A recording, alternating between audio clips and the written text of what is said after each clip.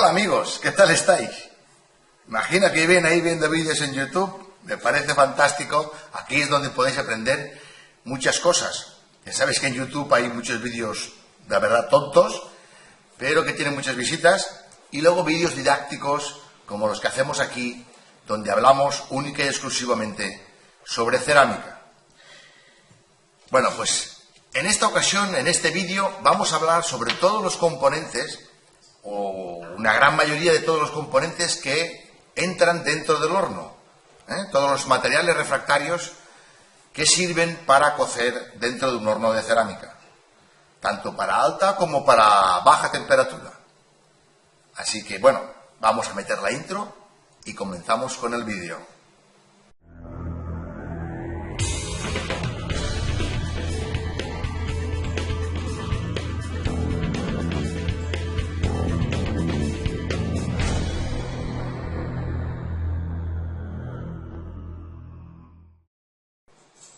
Bueno, tengo mucho que enseñaros y no sé por dónde empezar. Así que vamos a empezar por lo más básico, que serían las placas refractarias.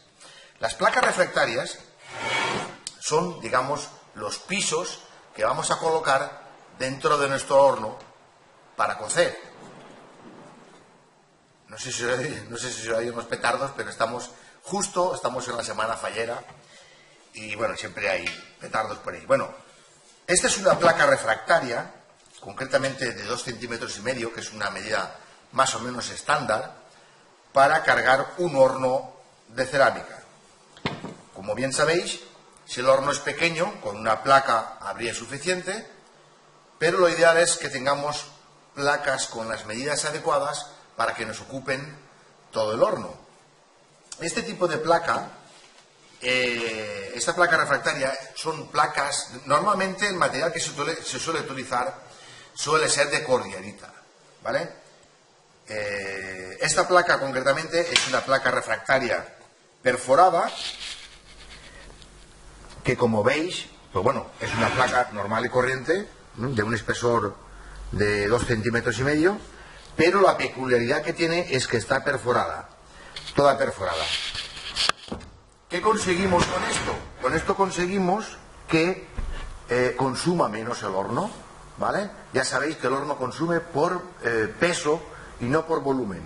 Cuanto más peso coloquemos de material dentro del horno, va a costar mucho más de cocer.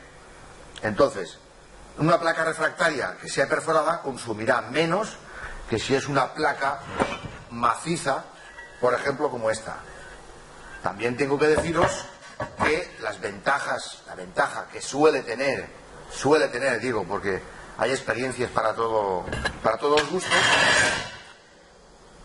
Hay ceramistas que suelen utilizar la placa maciza porque, primera, es más económica y, segunda, se rompe mucho menos.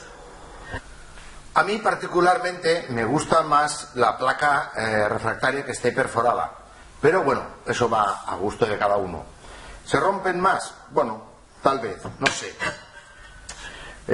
Yo creo que no, pero bueno. Son un poquito más caras, pero las veo más ligeras y más fáciles de manipular, para mi gusto.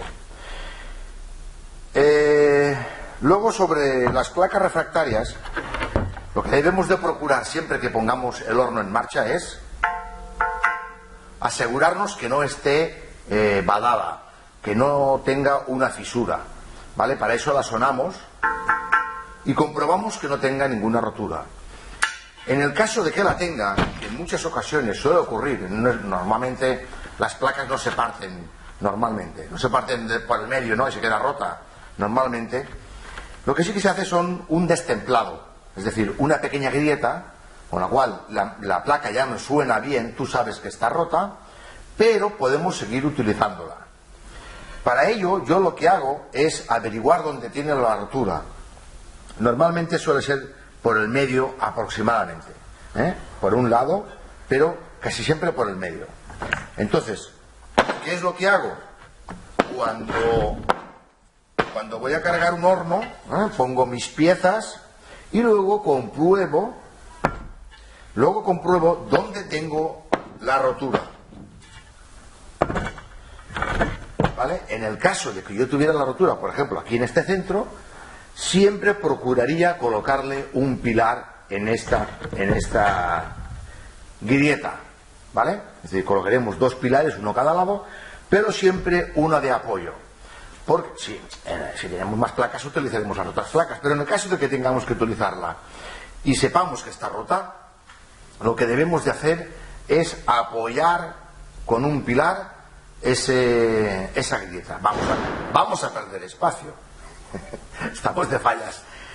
Vamos a perder espacio porque un pilar más es un trocito menos de horno que tenemos, pero bueno, es conveniente hacerlo. Nada, ya sabéis cómo se carga un horno, ¿no? Primero hemos colocado todas las piezas aquí, a continuación colocamos una placa refractaria y seguiríamos cargando con más pilares, ¿vale? Colocaríamos otro pilar al otro lado, uno aquí, ¿vale? Y bueno, normalmente colocamos o bien 4 pilares o incluso 3, 1, 2 y uno en el centro, 3, de manera que tengamos una estabilidad. Procuraremos siempre mantener el peso más o menos regulado. Bueno, todo eso en cuanto a la placa perforada o a la placa maciza. También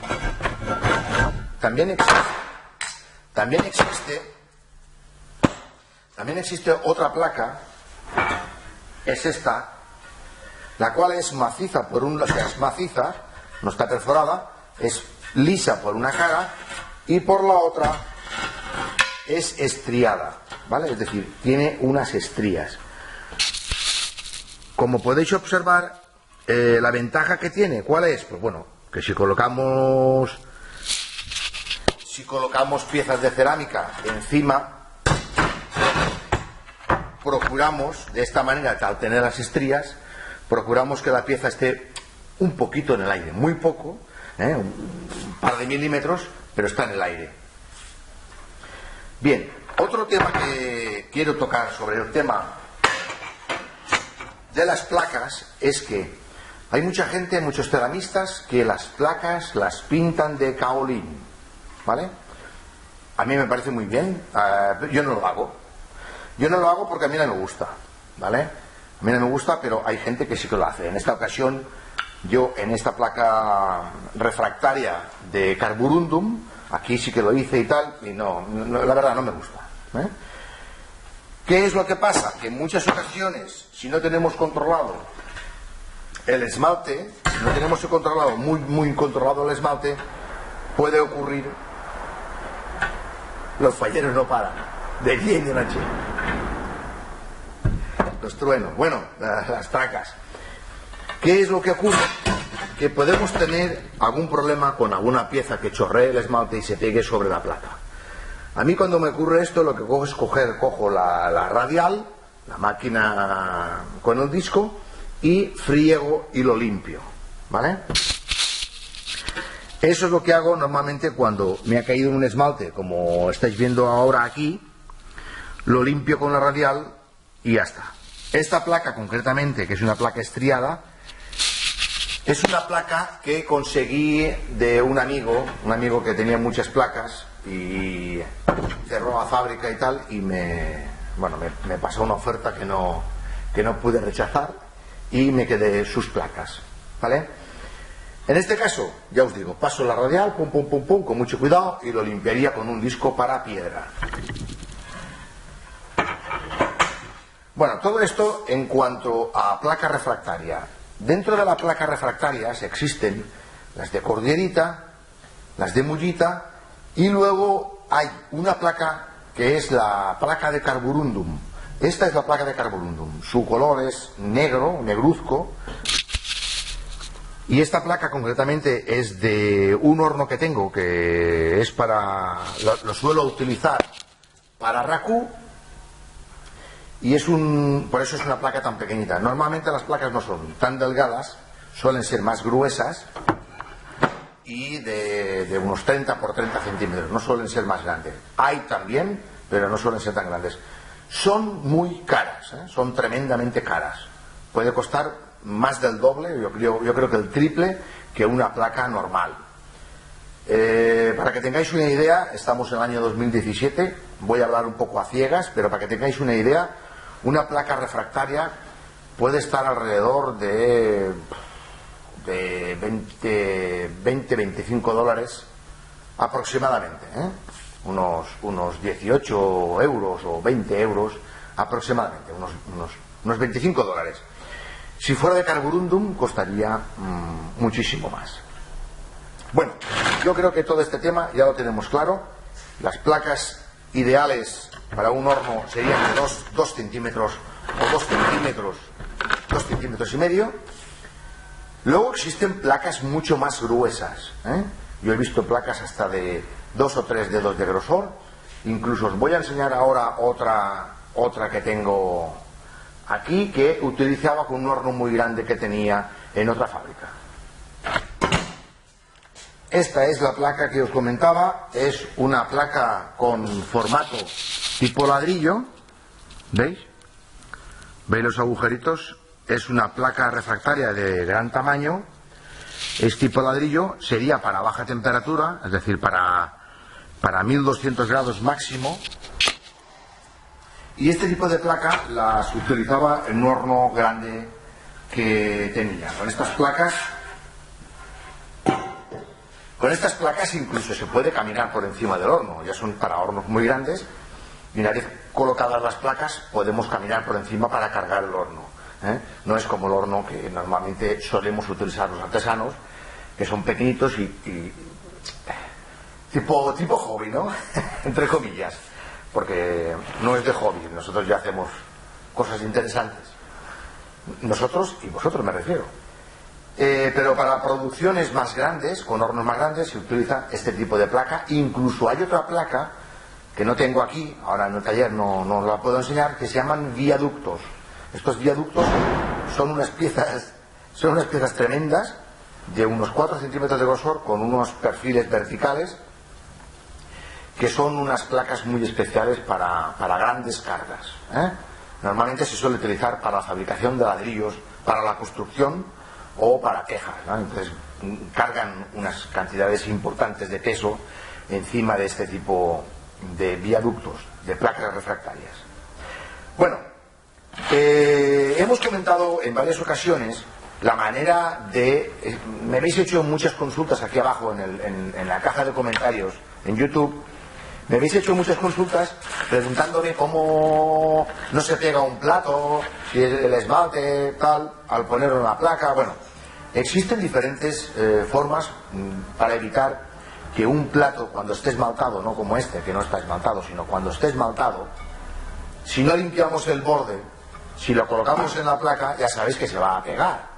Entonces, ¿qué es lo que hacemos normalmente? Limpiar el borde, el espacio donde esté tocando la pieza con el horno. Entonces, para ello también hay otras maneras de evitar que eso ocurra. Si no limpiamos esta base, hay muchos platos hay muchos platos que no queremos que el barro se vea, porque de esa manera también no va a absorber el agua cuando lo lavemos. Entonces, existen diferentes maneras. Por ejemplo, las truedes, se llaman truedes, trévedes o patas de gallo. No sé si se oye la banda de música, pero bueno, lo siento. Aquí en Arcida tenemos 35 fallas. 35 fallas. Y bueno, es inevitable, es inevitable. Hay una marcha por la calle impresionante a todas las horas. Como anécdota os tengo que decir que me han sacado en una falla, me han sacado como artista de aquí valenciana y tal, y bueno, me parece una anécdota y la cuento. Bueno, seguimos con las trévedes, truedes o patas de gallo. Existen diferentes formas de patas de gallo. Vaya, ahora el teléfono. Un momento, por favor. Bueno, yo estoy aquí, disculpadme, pero a veces el teléfono es importante siempre atenderlo. Bueno, como estaba comentando, si el plato no limpiamos el borde porque no queremos que absorba agua por el bizcocho,